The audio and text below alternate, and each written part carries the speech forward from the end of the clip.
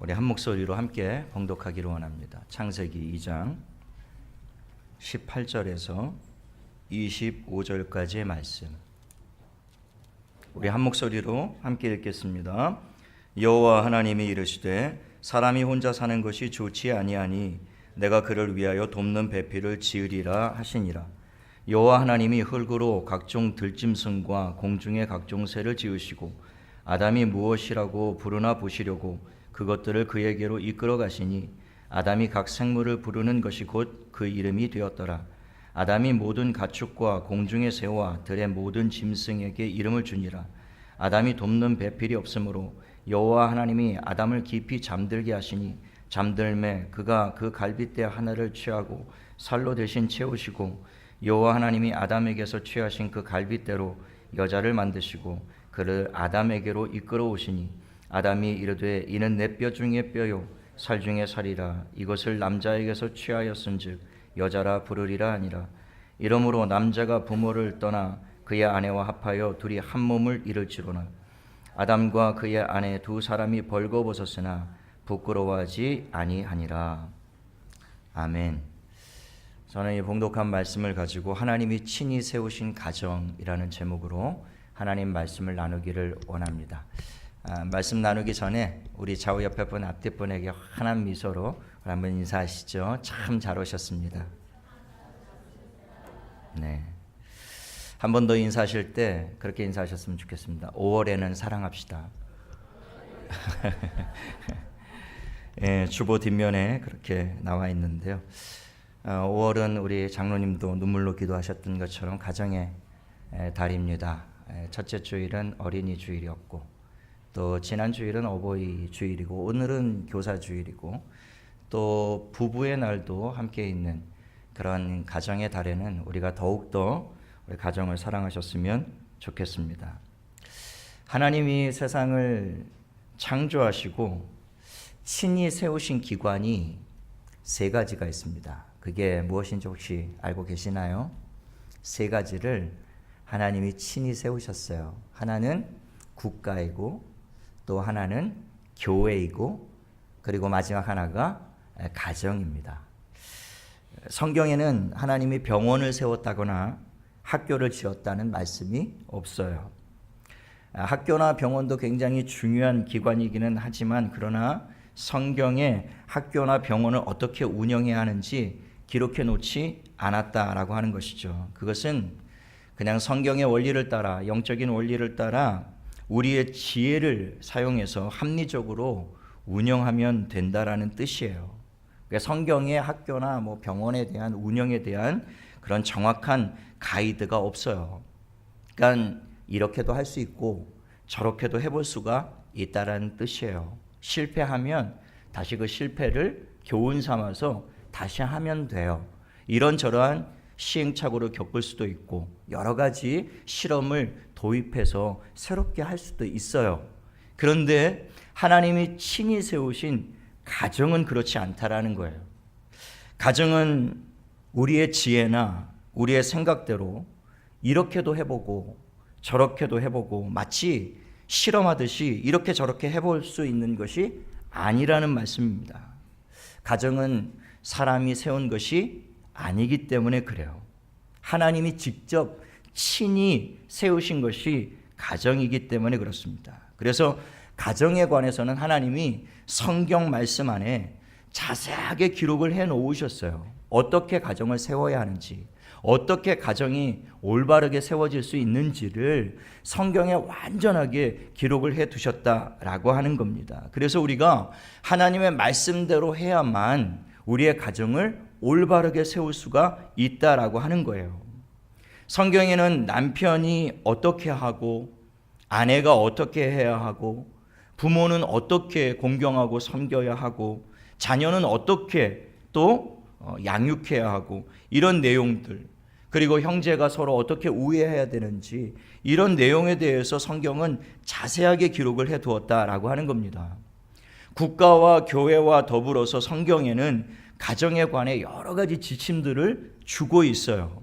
그만큼 하나님이 가정을 중요하게 생각하신다 그런 뜻이에요.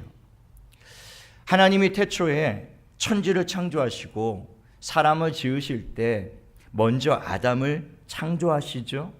그리고 오늘 우리가 읽은 본문 18절에 보면 여호와 하나님이 이르시되 사람이 혼자 사는 것이 좋지 아니하니 내가 그를 위하여 돕는 배필을 지으리라 하시니라. 하나님은 남자를 창조하시고 남자가 혼자 있는 것을 좋게 보시지를 않았어요. 그래서 그를 위하여 돕는 배필을 지어야 되겠다. 그리고 여자를 창조하신 겁니다. 그 21절에 보면 하나님이 여자를 창조하실 때 아주 특별한 방법으로 창조를 하시죠. 아담을 깊이 잠들게 한 후에 그의 갈빗대 하나를 취합니다. 그래서 그 갈빗대로 여자를 만드셨어요. 혹자는 왜 여자를 갈빗대로 만들었을까? 왜 머리뼈로 만들지 않고 왜 발가락뼈로 만들지 않았을까? 뭐 이렇게 이야기를 하면서 발가락뼈로 만들면 여자가 남자 발 앞에 짓밟히게 될 것을 하나님이 우려하셔서 발로 짓지를 않으시고, 또 머리의 뼈를 사용해서 지으시면 남자 머리 꼭대기에 올라앉을까 봐 그래서 머리뼈로 짓지 않았다, 이렇게 해석하시는 분들도 계시는데, 실상 하나님이 갈빗뼈를 취했던 이유는 다른 의미가 아니라 그것은 십자가의 그리스도, 우리를 위해서 물과 피를 쏟으실 때 그 옆구리에 창을 받으신, 그것을 사실은 이 태초에 하나님이 남자를 창조하시고 여자를 창조하시면서 그 십자가 그리스도의 구속의 은혜를 여기다 지금 담고 있었다라고 하는 거예요. 그러니까 남자의 옆구리에서 갈빗뼈를 취해낼 때 그때 옆구리가 터지고 남자의 물과 피가 쏟아지면서, 그러면서 탄생되는 것이 바로 여자다, 그 얘기예요. 그러니까 이 여자는, 아내는 남자의 죽음을 전제로 하여 남편이 목숨을 걸고 사랑해야 되는 존재로 하나님이 창조하시기 위하여 그 옆구리의 갈빗뼈를 취하여 여자를 만드셨다라고 하는 것입니다. 자기의 옆구리뼈로 여자를 만드셨으니 그 여자가 얼마나 이 남자 보기에 아름다웠겠어요. 그러니까 깊이 잠들었다가 잠에서 깨자마자, 그냥 하와를 보자마자 그냥 남자가 한눈에 완전히 반하게 되는 거예요. 그래서 외쳤던 말씀이 이는 내 뼈 중에 뼈요 내 살 중에 살이라. 당신은 나의 동반자. 뭐 태진아의 그런 노래를 부르지 않았을까, 뭐 그런 생각이 드는데, 하여튼 이 남자가 눈을 뜨자마자 그 여자를 보니까 너무 아름다웠던 거예요. 야, 내 뼈 중에 뼈고 내 살 중에 살이구나. 그리고 그와 결혼을 하게 되는데, 근데 참 아름다워 보이는 이야기 같으나 가만히 우리가 아담과 하와의 입장을 놓고 보면 좀 억울하지 않았을까, 그런 생각이 들어요. 왜냐하면 선택의 여지가 없었기 때문에 그래. 눈 떠보니까 남자라고는 꼴랑 이 하나뿐이에요. 눈 떠보니까 여자라고는 세상에 이 하나뿐이 없는 거죠.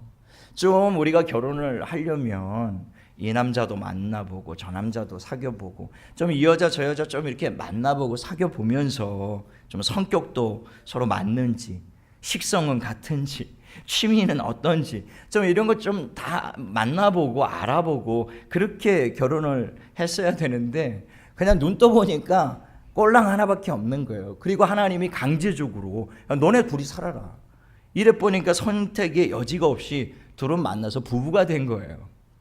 그거에 비하면 저와 여러분은 양반이죠. 저와 여러분은 그나마 수많은 여자들 중에 사귀어보고 골라보고 이 사람 저 사람 다 재보고 그렇게 선택한 것이 지금의 현재 아내가 아니겠습니까? 그리고 수많은 남자들 중에 표정을 보니까 어째 첫사랑과 다 결혼하신 분들 같아요. 이 남자 저 남자 이렇게 만나보고 또 사귀어보고, 우리 홍 목사님은 딱 남자 한 분 사귀고 결혼했대잖아요. 지금까지 후회하신다고 그런 말씀을 하시는데, 이 남자 저 남자 좀 만나보고 사귀어보고 그리고 좀 결혼을 해야 되는데, 여러분들은 그렇게 다 고르고 골라서 그렇게 선택한 것이 현재 남편이고 현재 아내가 아니겠습니까? 여러분 중에 어떤 분들은 고르고 고른 게 이 모양이다, 이렇게 땅을 치고 후회하시는 분들이 혹시 계실지 모르겠는데요.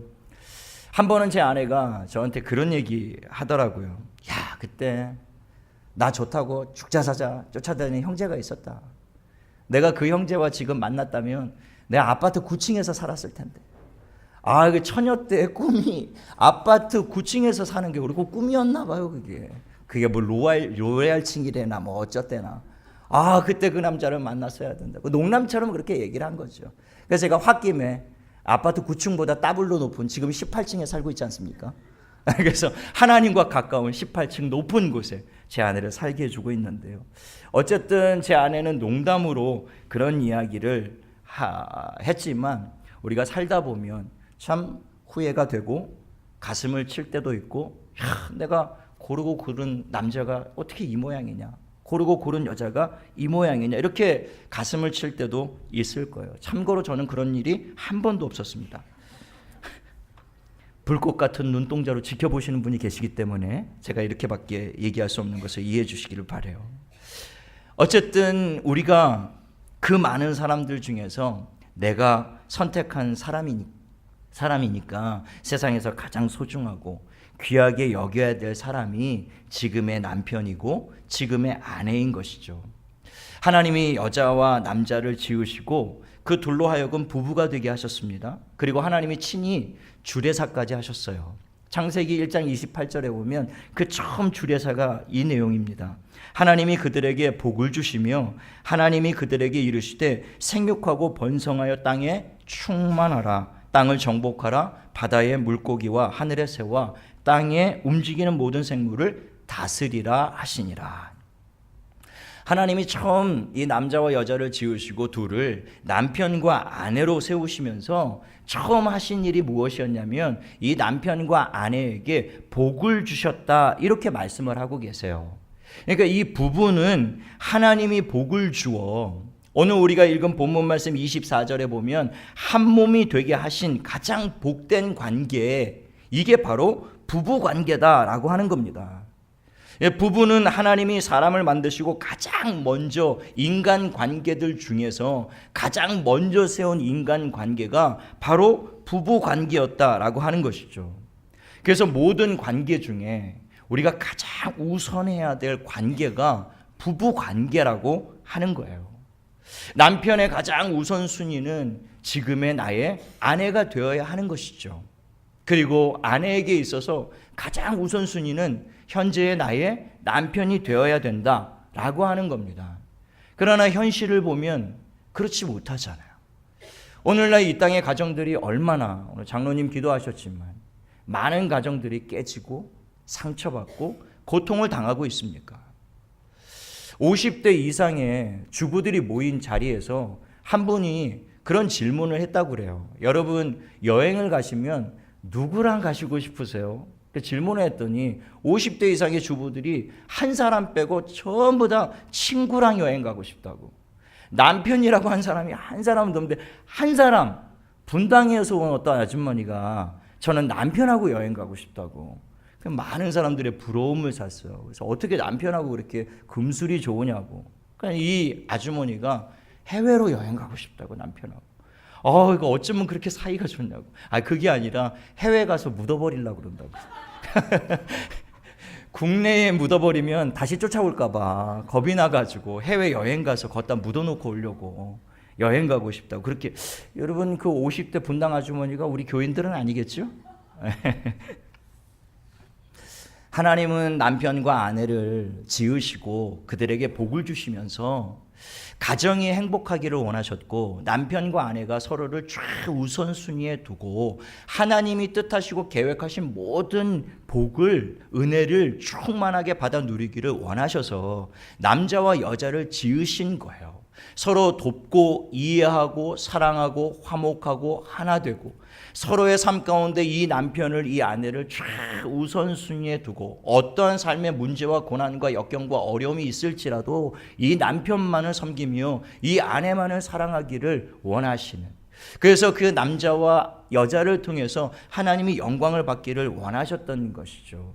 이 땅의 많은 가정들이 서로 상처를 주고받고, 얼마나 많은 가정들이 이 하나님의 뜻 가운데 서지 못하고 아픔을 경험하고 있는지를 모르겠어요.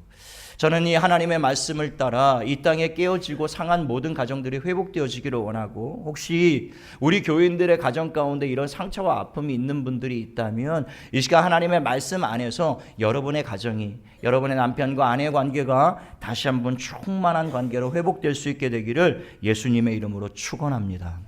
하나님이 남편과 아내 관계 다음으로 중요하게 세운 관계가 있어요. 아담과 하와를 지으시고 두 사람에게 복을 주시면서 하나님이 이렇게 축복하셨습니다. 생육하고 번성하여 땅에 충만하라. 다시 말하면 자녀의 복을 주신 것이죠. 출산의 복, 번영의 복을 주셨는데요. 그래서 자녀는 하나님이 각 가정에 보내주신 가장 소중한 선물이자 축복이 바로 자녀인 것입니다. 자녀는 부부가 함께 하나님으로부터 받은 생명의 유업이에요. 자녀는 부모로부터 생명을 물려받은 생명의 관계이기 때문에 부부 관계 다음으로 중요한 관계가 바로 부모와 자식의 관계가 되는 것이죠.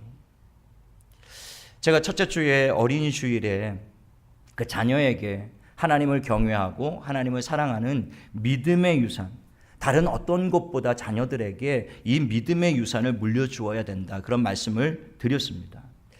그렇게 믿음의 유산을 물려주기 위해서 부모님들은 어려서부터 우리 자녀들을 성경으로 양육해야 된다는 말씀도 드렸어요. 부지런하게 하나님의 말씀을 앉아 있을 때든지 일어날 때든지 집에 있을 때든지 밖에 있을 때든지 늘 항상 하나님의 말씀을 부지런히 가르쳐야 된다는 말씀 드렸습니다.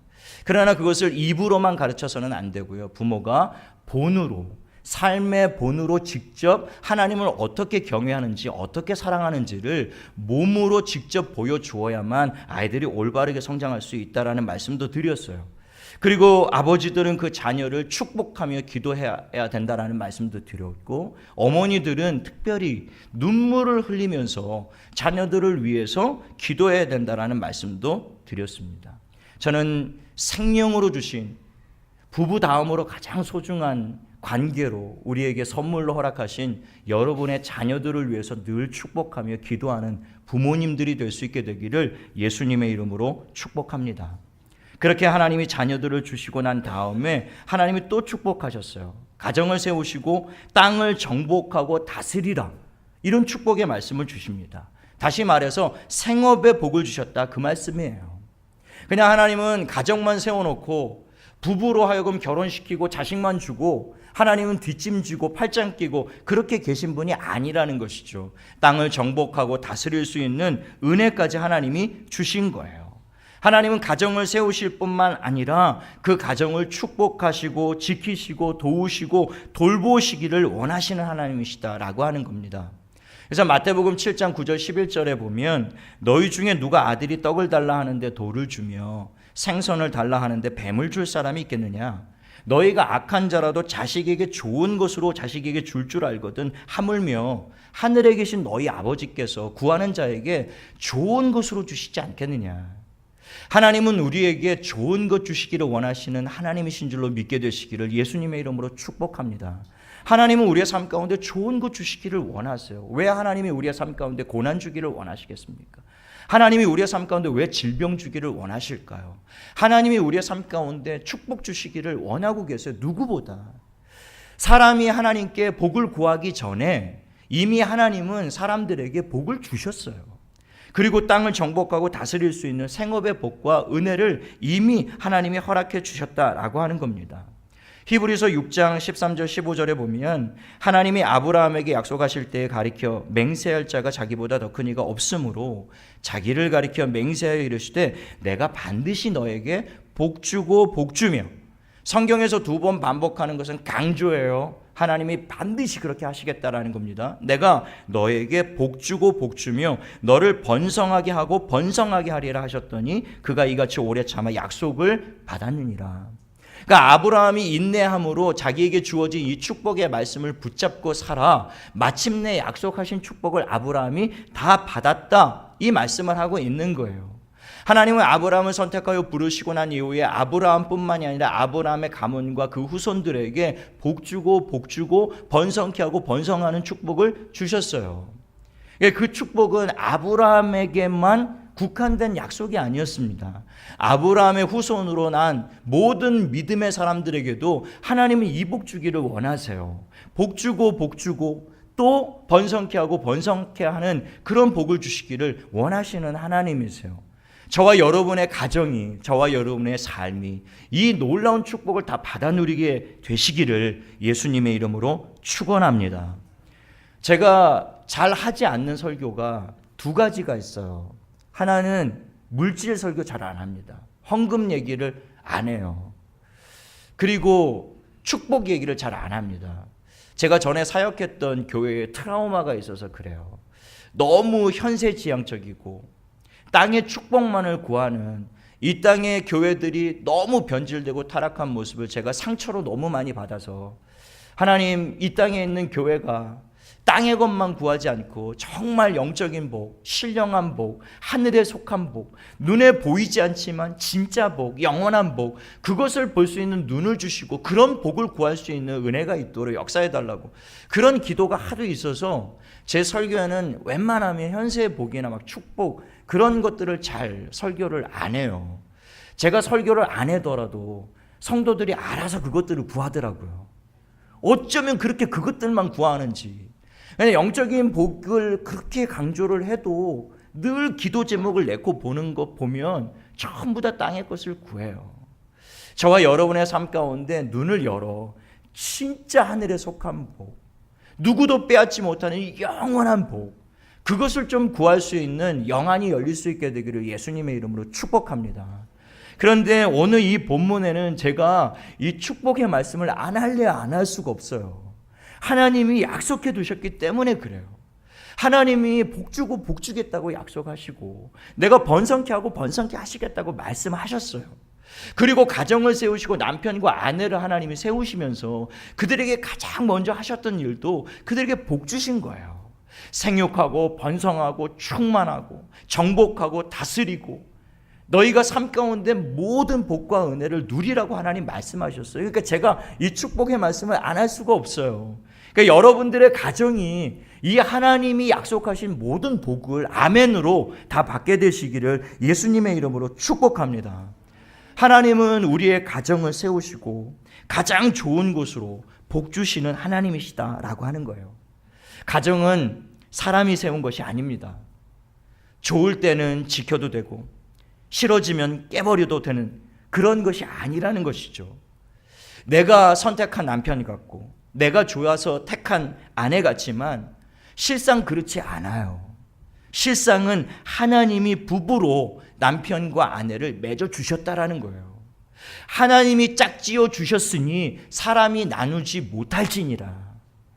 하나님이 짝지어 주신 거예요. 내가 막 반해서 막 그런 것 같지만 아담은 자기가 막 한눈에 하와에게 반해서 와 그러고 결혼한 것 같지만 실상 그게 아니잖아요. 하나님이 지으셨고 하나님이 만드셨고 하나님이 그 여인을 만드셔서 그 아담 앞에 세워주신 것이잖아요. 그러니까 이 땅의 모든 부부 관계는 내가 실수해서 내가 이런 인간을 만났다 저런 인간을 만났다 그런 게 아니란 말이에요. 하나님이 맺어주신 거예요. 하나님이 짝지어 주신 거예요. 그 여러분들 원망하고 싶은 마음이 들겠죠. 왜 그 많은 사람들 중에 이 사람을 나에게 짝지어 줬냐고. 여러분 그렇게 원망하셔서는 안 돼요. 하나님이 그 가정 안에 그 배필을 만나게 하고 그 아내와 그 남편을 만나게 하신 데는 하나님의 특별한 섭리와 계획이 있어요.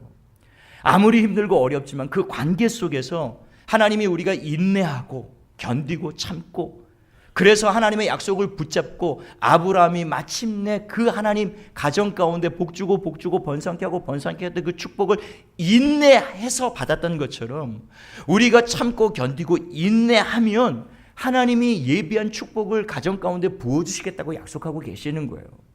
견디기 힘들겠지만 힘들고 어려운 상처들이 많겠지만 그럼에도 불구하고 우리는 인내하고 견뎌야 돼요. 그렇게 인내하고 견디면 마침내 하나님이 예비하신 축복을 받게 되는 날이 와요. 그날까지 우리는 믿음을 가지고 가야 하는 거예요. 하나님이 맺어주신 관계이기 때문에 우리는 이것을 천륜이라고 불러요. 부모와 자식도 천륜이라고 부르는 거예요. 하늘이 주신 관계다 그 말입니다. 부부가 무촌인 이유는 촌수로 정할 수 없을 만큼 세상에서 가장 친밀하고 소중한 관계이기 때문에 그래서 무촌인 거예요. 혹자가 말하는 것처럼 돌아서면 남이다. 그래서 무촌이다. 이렇게 말하는 것은 그 마귀가 속이는 일이에요. 하나님이 세우신 가장 소중한 부부 관계를 파괴하기 위해서 지어낸 거짓말에 불과한 것입니다. 여러분, 창세기 3장에 보면 아담과 하와를 하나님이 짝지어 주시고 그들에게 복을 주셨습니다. 그 가정 가운데 놀라운 복을 주셨어요. 근데 마귀가 어떻게 합니까? 와서 그 아담과 하와를 이간질하고 결국에 하나님과의 사이를 무너뜨리고 남편과 아내 사이를 무너뜨려 버리지 않습니까? 선악과를 먹고 하나님을 결국엔 떠나버리게 만들었던 거예요. 그때 선악과를 먹고 타락한 남자는 그 모든 것을 아내 탓으로 그리고 하나님 탓으로 돌려버립니다. 그 아내도 그 모든 것을 하나님 탓으로 마귀 탓으로 다 돌려버려요. 결과적으로 하나님을 떠나 타락한 그 가정과 부부는 끊임없이 갈등과 반목과 고통을 경험하며 살 수밖에 없게 된 것이죠. 오늘날 타락한 본성을 가지고 있는 이 땅의 많은 부부들이 하나님이 원하시는 뜻 앞에 순종하지 못하고 자기의 이기적인 욕심과 욕망을 따라 가정생활을 하나님의 말씀대로 순종하는 것이 아니라 자기 멋대로, 자기 생각대로, 자기 계획대로, 자기가 좋은 방식대로 운영하다 보니까 가정이 그렇게 고통을 당하는 거예요. 얼마나 많은 가정들이 지금 깨져나가고 있습니까? 하나님이 이 세상에 그리스도를 보내신 것은 우리를 죄와 죽음에서 구원하시기 위해서 그 아들을 십자가에 내어주신 것인데요, 그 십자가에 그 아들을 내어주시면서 가장 먼저 하나님이 회복하기를 원하셨던 것은 이 땅에 무너지고 깨어진 가정들을 하나님이 회복하기를 원하셨어요. 무너진 남편과 아내의 관계를 하나님이 가장 먼저 회복하기를 원하셨고, 부모와 자식 관계, 형제와 형제 간의 관계가 다시 회복되어지기를 하나님이 원하셨습니다. 그래서 하나님이 십자가로 수직적인 관계를 회복해 주시고 수평적인 관계를 회복해 주신 것, 그게 십자가 아닙니까? 하나님과의 무너진 관계를 하나님이 그 아들로 말미암아 회복해 주시고, 하나님을 떠나 인간 사이에 무너졌던 모든 장벽들과 모든 벽들을 허물어 버리는 게 그게 십자가의 은혜 아닌가요?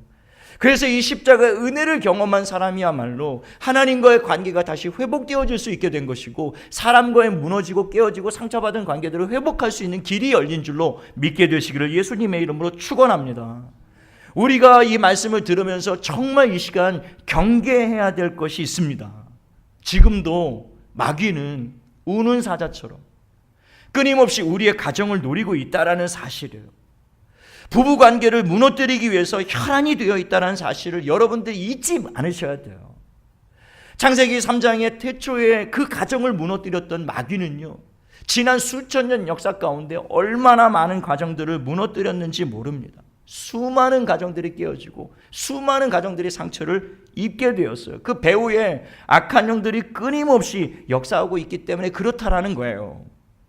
세 쌍 중에 한 쌍이 지금 우리나라 이혼하고 있는, 아주 빠르게 두 쌍 중에 한 쌍이 이혼하는 추세로 지금 굉장히 빠르게 증가를 하고 있다라고 합니다. 특별히 황혼 이혼, 결혼한 지 20년, 30년 넘은 그런 부부들이 더는 못 살겠다, 이제는. 내가 참을 만큼 참았다, 견딜 만큼 견뎠다. 그리고는 황혼 이혼이 아주 급증하고 있는 현실 아닙니까? 수많은 가정들이 지금도 해체되고 있고, 그 해체되는 가정 속에서 수많은 자녀들이 씻을 수 없는 상처를 입고 있다라는 거예요. 이 땅에 무너진 가정들을 바라보시면서 하나님의 마음에 견딜 수 없는 상처와 고통을 안기고 있는 것이죠. 여러분 가정을 여러분들은 이 세상에서 가장 소중한 곳으로 여길 수 있게 되기를 예수님의 이름으로 부탁을 드립니다. 목숨을 걸고 지켜내야 되는 곳, 그것이 가정이라는 거예요. 여러분, 마귀에게 속지 마십시오. 가정과 부부 관계가 무너지면 손뼉치고 춤을 출 자들은 마귀밖에 없다라는 사실을 우리가 결단코 잊어서는 안 된다라고 하는 겁니다. 여러분, 가정이 올바로 서기 위해서 마귀의 모든 시험과 유혹을 이기고 우리의 가정을 견고하게 세우기 위해서는 우리가 하나님의 말씀으로 반드시 돌아가야 돼요. 제가 서두에 말씀드렸던 것처럼 하나님은 성경의 가정을 바로 세우는 방법을 자세하게 기록해 두셨어요. 우리가 말씀을 자세히 듣고 읽고 그것을 지켜야 행해야 되는 이유가 바로 여기에 있는 것입니다. 내 생각과 내 멋대로, 내 계획대로 가정을 세워서는 안 된다라는 거예요.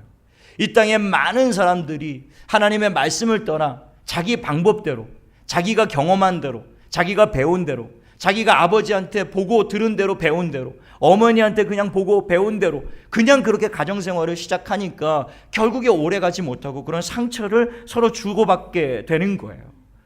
그런 가정은 이내 무너질 수밖에 없습니다. 천국의 모형이 되어야 될 가정이 지금도 수없이 많은 가정들이 지옥이 되는 이유가 하나님의 말씀대로 하고 있지 않기 때문에 그렇다라는 거예요. 여러분, 이 세상에 문제 없는 가정은 없습니다. 모든 가정이 다 크고 작은 갈등과 고민과 문제가 다 있어요.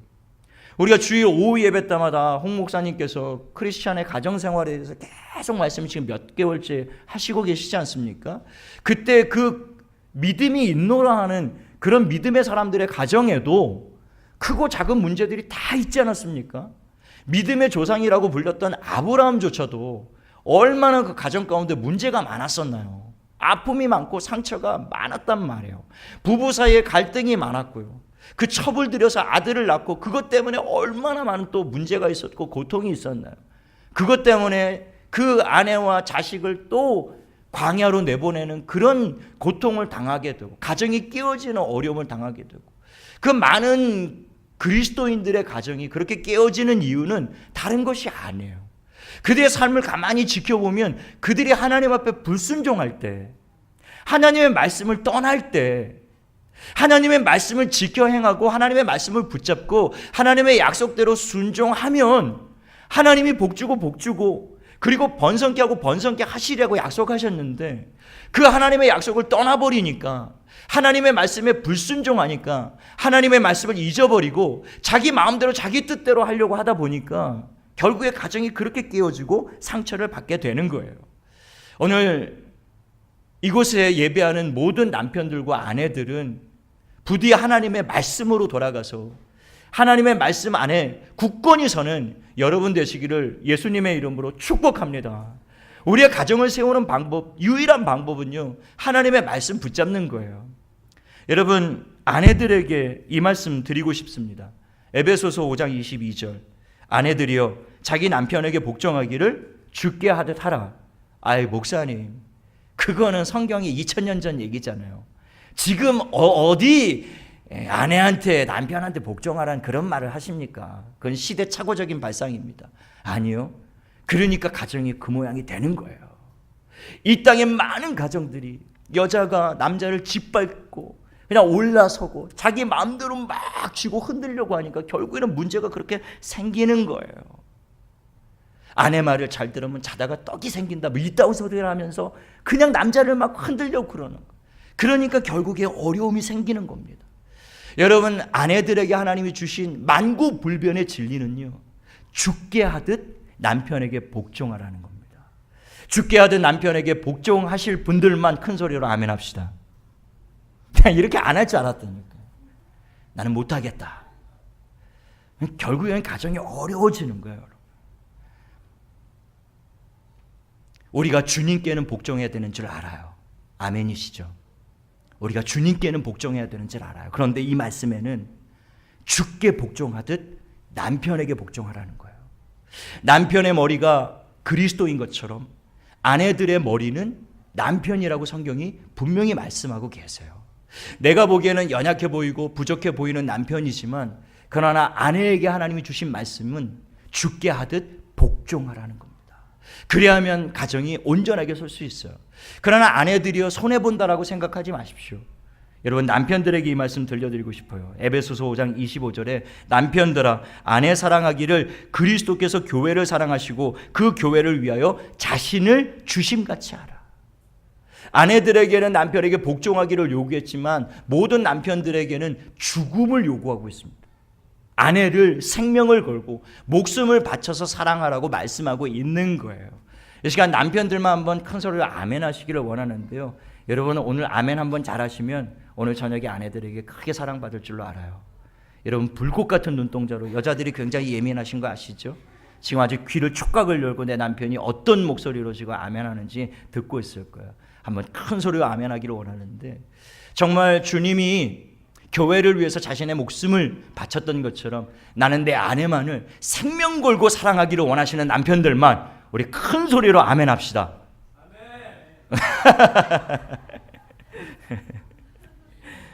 큰 소리로 아멘 하신 분은 쥐어 사시는 분 같아요. 오늘 집에 가서 고난당하지 않으려고 아주 큰 소리로 지금 얘기를 했는데, 여러분, 옆구리에서 갈비뼈를 뽑아 그 남편의 물과 피를 쏟아내는 것을 통해서 아내를 세운 거예요, 하나님이. 그러니 이 아내는 연약한 그릇이에요. 남편이 목숨을 걸고 사랑해야 되는 것입니다. 생명을 걸고 사랑해야만 그 가정이 온전하게 세워질 수 있는 거예요. 여러분, 이 시간 아내를 먼저 보내고 남편을 먼저 보내신 분들이 우리 교인들 중에도 계시는데요. 그러나 이 한 시간 그 안타까운 마음을 여러분들의 자녀들을 향해서 남편에게 다 못다한 사랑, 그리고 아내에게 다 못다한 그 사랑을 여러분들의 자녀에게 축복하며 그들을 위하여 기도하며 그 사랑을 자녀들에게 쏟아주시기를 예수님의 이름으로 부탁을 드립니다. 여러분, 오늘 저녁 가서 여러분 부부싸움 하지 않게 되기를 바라는데요, 꼭 이런 말씀 들으면 반대로 적용을 하더라고요. 꼭 집에 가서 여보, 오늘 목사님 뭐라고 그랬어? 아내를 목숨 바쳐 사랑하라고 그랬잖아. 목숨 바쳐 사랑하라고 그랬잖아. 쓰레기 좀 버리고 와. 여러분, 그렇게 적용해서는 안 된다라는 거야, 말씀을. 야, 이 사람아, 목사님이 뭐라고 그러셨냐? 아내들은 죽게 하듯 남편에게 복종하라고 그러지 않았냐? 엎드려 뻗쳐. 그래서는 안 된다라는 거예요. 남편과 아내가 자기에게 주어진 말씀만 받아야 되는 거예요. 자꾸 그것을 상대에게 강요하다 보니까 너 왜 이렇게 안 하냐? 너 왜 저렇게 안 하냐? 지는 안 하면서. 그러니 그게 되냐고요. 내게 주신 말씀을 내가 받으면 되는 거예요. 아내들에게 주신 말씀은 아내들이 받고, 남편에게 주신 말씀은 남편이 받고, 그리고 그 말씀 붙잡고 그냥 죽으라고 하나님 앞에 순종하기 시작하면 가정이 천국이 될 줄로 믿게 되시기를 예수님의 이름으로 축복합니다. 에베소서 6장 1절 3절에 보니까 자녀들아, 주 안에서 너희 부모에게 순종하라. 이것이 옳으니라. 내 아버지와 어머니를 공경하라. 이것은 약속 있는 첫 계명이니 이로써 내가 잘되고 땅에서 장수하리라. 여러분, 장로님도 기도하셨지만 약속 있는 첫 계명으로 하나님이 주신 게 뭐냐면 네 부모를 공경하라 이렇게 말씀하시면서 축복을 단서로 달았어요. 네가 땅에서 잘되고 장수하게 될 것이다. 그러니까 하나님이 보실 때 얼마나 자식들이 그 부모를 공경을 안 하는지, 제발 공경 좀 해라. 그러면 내가 너한테 복 주고 내가 너 건강하게 하고 장수의 복을 줄게. 하도 부모님을 섬기는 일들이 없으니까 이 하나님이 단서를 달아서 제발 좀 네 부모를 공경해라. 그러면 내가 너에게 복 주고 강건하게 만들어 줄게. 여러분, 생명으로 우리를 낳아 우리를 키워주신 부모님에게 살아 계실 때, 돌아가시고 나면 아무리 잘해드려도 땅을 치고 후회해도 소용없는 일 아니겠습니까? 살아 계실 때 섬기기를 다하는 저와 여러분 될 수 있게 되기를 예수님의 이름으로 부탁을 드립니다. 제가 동영상 하나를 좀 보여드리길 원하는데요. 그 동영상이 가족에 관한 동영상이고 많은 가정에 관한 그런 동영상이 있지만 특별히 아버지에 관한 그런 동영상이에요. 여러분, 지금 이 시간 이 동영상을 볼 때 그냥 보시지 마시고 마음 가운데 아버지를 좀 품으시고요, 어머니를 품으시고, 그리고 여러분의 사랑하는 남편과 아내를, 그리고 자녀들을 좀 품으시고 이 영상을 보셨으면 좋겠습니다.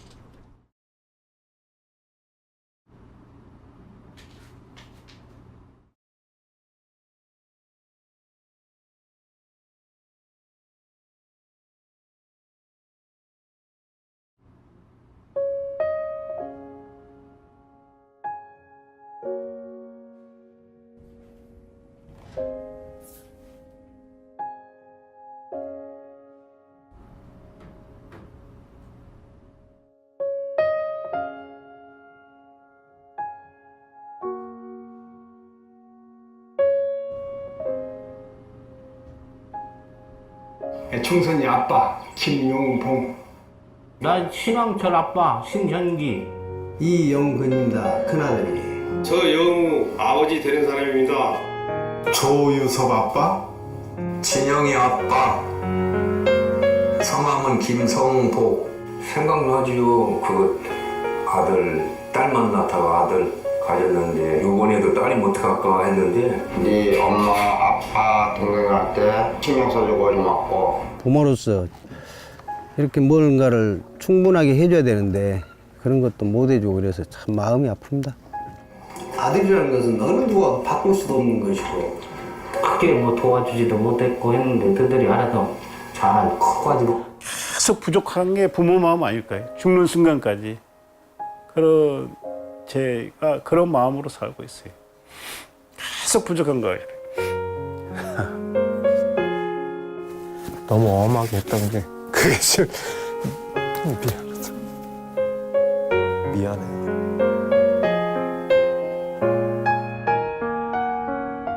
항상 내가 부족하고 항상 미안해요. 걔한테는. 미안하다 참 모든 것이 부족하고 못 가르치고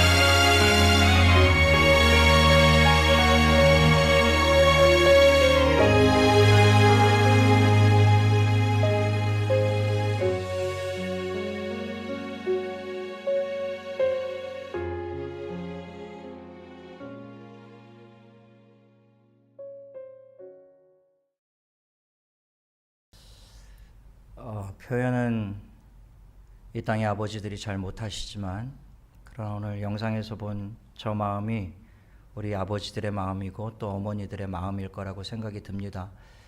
이 시간 하나님이 우리에게 주신 가장 소중한 관계는 가정입니다. 부모님과 자식의 관계이고 또 남편과 아내의 관계인 것이죠. 비록 내가 보기에 부족할지라도 연약해 보일지라도 가족은 하나님이 나에게 보내주신 가장 소중한 선물입니다. 어머니, 아버지, 그리고 남편과 아내, 그리고 우리 아이들 모두 하나님이 직접 세워주신 우리의 가장 소중한 사람들입니다. 힘들겠지만 여러분 가정 안에서 여러분이 져야 될 십자가가 있을 겁니다. 무겁고 내려놓고 싶겠지만 견디셔야 합니다. 끝까지 그 십자가 지고 가십시오. 그리고 아브라함이 끝내 견뎌서 그 약속된 축복을 받았던 것처럼 여러분들이 견디고 인내하면 마침내 하나님이 약속하신 축복을 여러분과 여러분의 가정 가운데 부어주실 줄로 믿습니다.